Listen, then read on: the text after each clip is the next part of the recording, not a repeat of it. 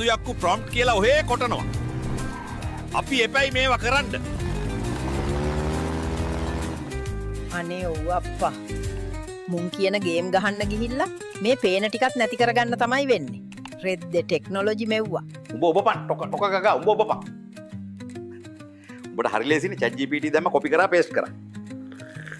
උඹලා නිකමටවත් හිතුවද? උඹලා ඔය ඉල්ලන සැරේ අපි මේවා ෂූට් කරලා එවන්න කොච්චර කට්ටක් කනවද කියලා. අනේ මන්දා.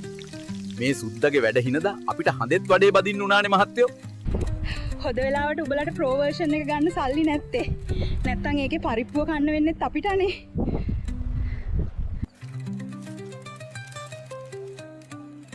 උඹලගේ ප්‍රොම්ප්ට් එක ලියන එකාගේ පැකේජ් එක ඉවර වුණ දවසට උඹලටත් යන්න වෙනවා. ඇතුලේ ගලකුත් තියෙනවා. දැන් ගල කැපුවේ කවුද දන්නේ නැහැ. අනිල් වෙන්න ඇති.